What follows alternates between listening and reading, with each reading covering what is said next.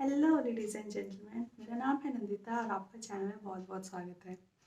तो हम लोगों ने 2 महीने सक्सेसफुली पार कर लिए हैं और अब हमारा चल रहा है 2 महीना 1 वीक, मतलब 9th वीक। तो हम लोग स्टार्ट करते हैं कि 9th मंथ में हम लोगों के साथ क्या क्या होने वाला है। तो जैसे कि मैंने आपको प्रीवियस वीडियो में बताया था कि इस वीक में लास्ट वीक से ही हम लोगों का यूरिनरी ट्रैक इन्फेक्शन होना स्टार्ट हो चुका है। तो इस वीक भी वही चलेगा। जिसका नहीं हुआ था उस टाइम पे उसका अब चलेगा, और जिसका उस टाइम पे हो गया है उनका भी रिकवरी पीरियड में होगा। नाउजिया, हेडेक, क्रम्स, ये सब लाइफस्टाइल के पार्ट हो चुके हैं। एब्डोमिनल पेन ये ज़्यादा होगा अभी इस वक्त। हार्मोनल चेंजेस, जो प्रोजेस्टेरॉन हार्मोन की वजह से हार्मोनल इम्बैलेंस होता है, उस वजह से मूड स्विंग्स होगा, बॉडी टेम्परेचर हाई रहेगा, कॉन्स्टिपेशन गैस की प्रॉब्लम बनी रहेगी। जो यूटेरस होता है वो हमारा इनलार्ज होगा, जिसकी वजह से बहुत सारी लेडीज़ में अभी से बम दिखना शुरू हो जाएगा। मेरे केस में मैं थोड़ी सी पुट ऑन कर ली थी शादी के बाद, तो मैं थोड़ी सी गोलू गोलू ही थी, तो शायद दिखता होगा, पर बहुत लोग आइडेंटिफाई नहीं कर पाए थे। इस टाइम पे ब्लोटिंग का बहुत समस्या रहेगी, तो आपको अपने खान पान पे बहुत अच्छे से ध्यान देना है। उसके अलावा इस टाइम पे आप मोटे हो भी सकते हैं और वेट रिड्यूस भी कर सकते हैं। तो उसमें अगर आप वेट गेन कर रहे थे और इमीडिएटली आपका वेट फिर से उसी में आ गया, तो आपको पैनिक नहीं होना है।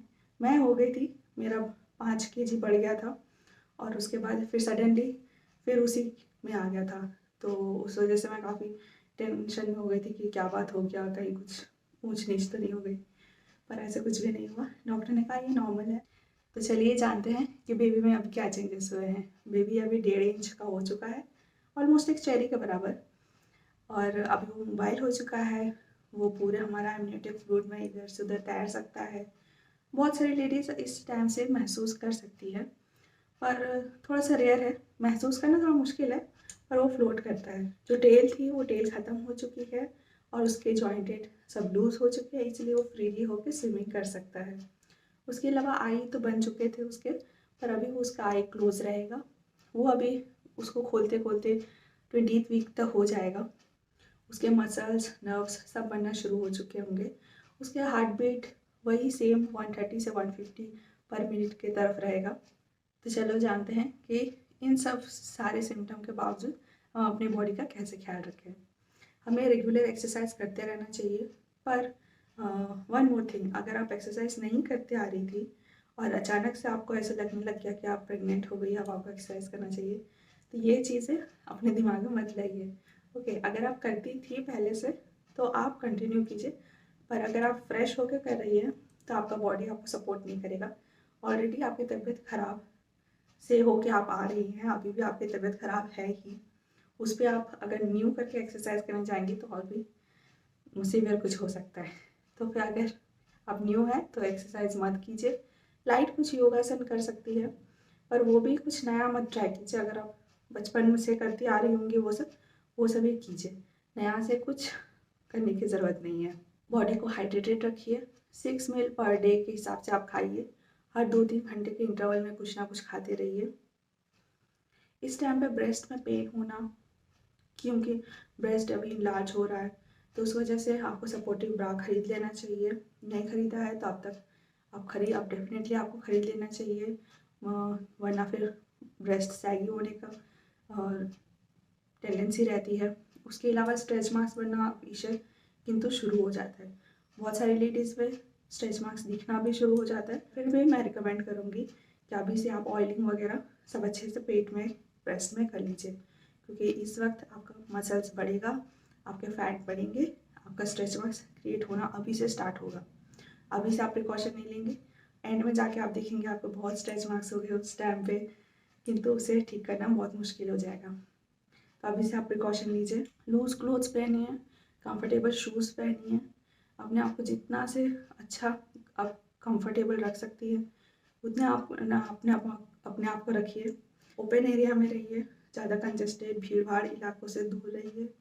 मैं अगर अपना केस बताऊं तो मेरा कोई फैमिली हिस्ट्री ऐसा कुछ था नहीं। हाइपरटेंशन की प्रॉब्लम है मेरे पूरे इंटायर जनरेशन में।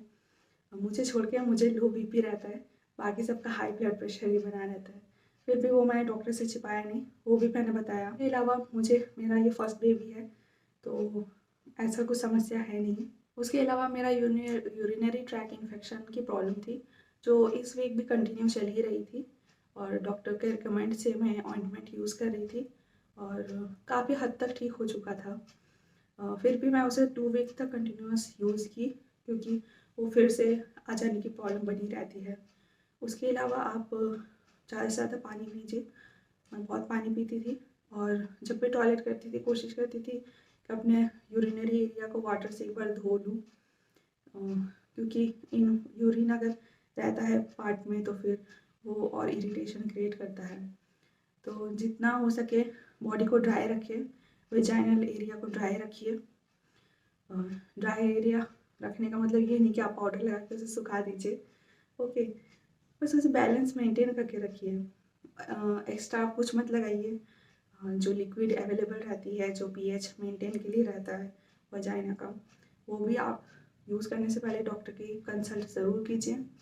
अपने आप को डॉक्टर बनने मत दीजिए, क्योंकि ये प्रेगनेंसी है, अगर फर्स्ट नहीं तो सेकंड है, सेकंड नहीं तो थर्ड है, और फिर भी हर प्रेगनेंसी अलग अलग ही होती है। आपके एक बच्चे से दूसरा बच्चा अलग होगा ही, तो डॉक्टर बनने मत जाइए।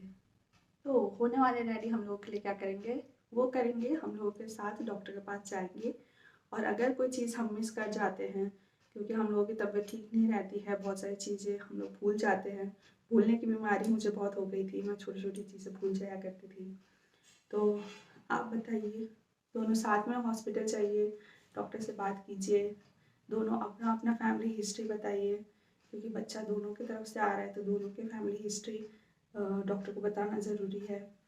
और कोशिश कीजिए फादर फ़ोन से दूर रहिए, मम्मी को पूरा टाइम दीजिए। No office work at home, पूरा टाइम मम्मी को दीजिए। ऑफिस का काम ऑफिस में, घर का काम घर में। मदर की हेल्प कीजिए और उसे बहुत सारा प्यार दीजिए। अपने सेकेंड मंथ और 9th वीक की जर्नी आप मेरे साथ शेयर कीजिए।